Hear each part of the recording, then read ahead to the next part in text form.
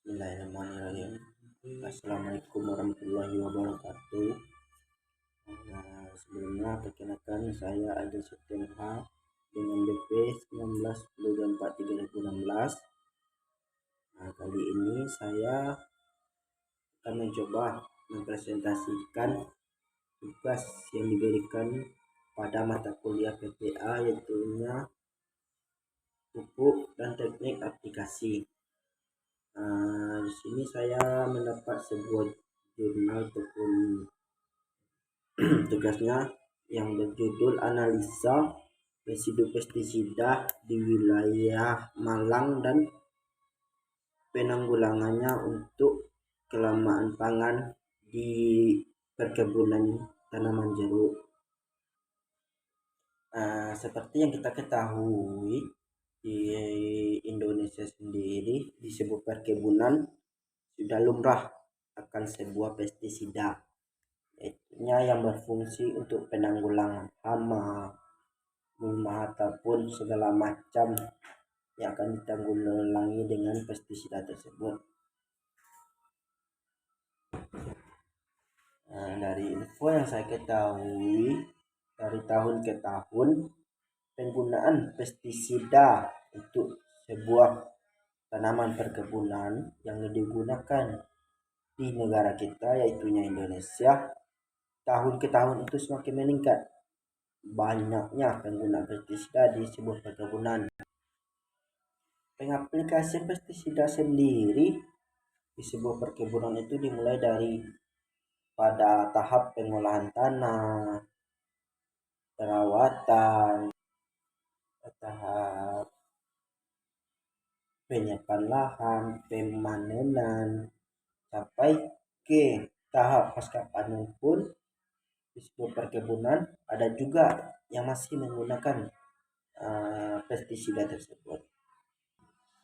Sebuah pestisida sendiri bisa juga berakibat bisa menghambat atau membuat efek buruk yang terjadi, dan saat menghambat enzim asetil isolinetase yang saya ketahui.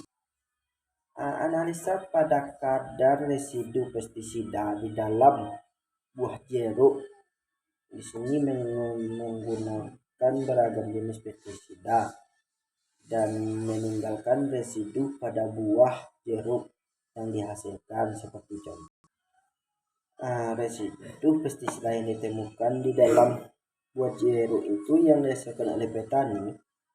Hal ini keterkaitan juga dengan apa pestisida yang petani tersebut gunakan di sebuah perkebunan tanaman jeruk.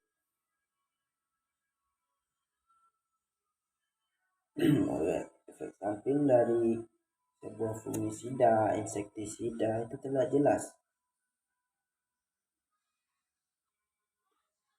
Residu-residu yang ditinggalkan oleh insektisida itu dengan cara kerja yang dilakukan oleh insektisida itu mematikan serangga yang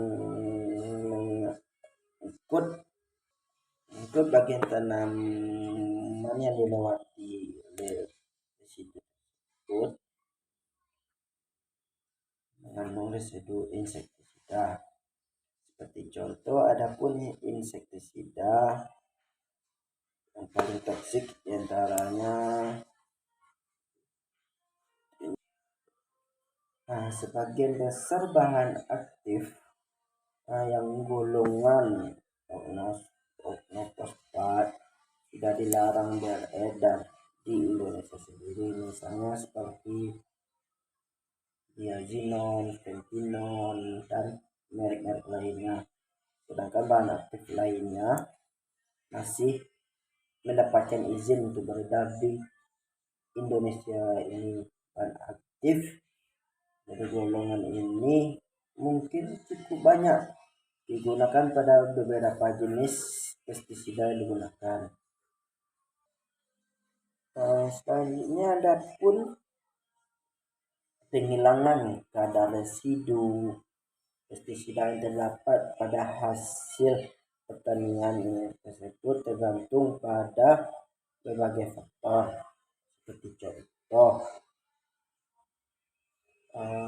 langkah pengolahan dari awal tanam sampai masa panen, sifat kimia pestisida itu sendiri, perlakuan pengolahan saat melakukan penanaman juga sering berpengaruh terhadap kadar residu pestisida. Akan tetapi hal ini tidak selalu berhubungan dengan sifat kimia fisika hanya pestisida sendiri. Ada cara yang dapat dilakukan untuk menurunkan kadar residu pestisida pada buah dan tanaman, yaitu dengan mengatur jarak ataupun frekuensi penyemprotan pestisida sesuai dengan golongan. Karena masa degradasi dan karbonat dalam lingkungan itu sekitar 2 mingguan, maka frekuensi ataupun jarak penyemprotan golongan itu bisa diatur di dalam 2 kali dalam seminggu.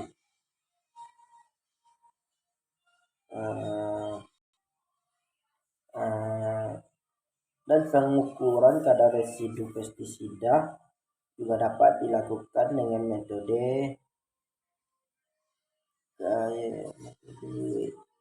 gas kromatografi untuk 2 sampel buah jeruk yang didapatkan langsung dari petani, dan juga sampel yang didapatkan dari pedagang jeruk.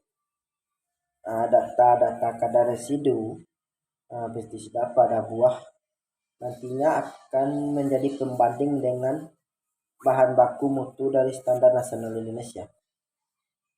Batas maksimum residu pada pertanian. Selanjutnya itu akan dibuat pembahasannya serta analisis berapa kadar residu yang terdapat di dalam satu buah jeruk. Mungkin itulah hasil dari presentasi saya sendiri. Yang dapat disimpulkan di sini adalah apabila penggunaan pestisida yang berlebihan dan dilakukan dari awal pengolahan tanah, penanaman sampai menuju ke panen dan pasca panen, itu dapat menyebabkan kadar residu yang terkandung di dalam tanaman yang kita budidayakan itu menjadi tinggi, dan itu juga dapat bahaya bagi kesehatan apabila tidak sesuai dengan standar nasional di negara kita. Mungkin cuman itu presentasi yang dapat saya sampaikan, sekedar untuk menganalisa. Mungkin cukup sekian dari saya sendiri.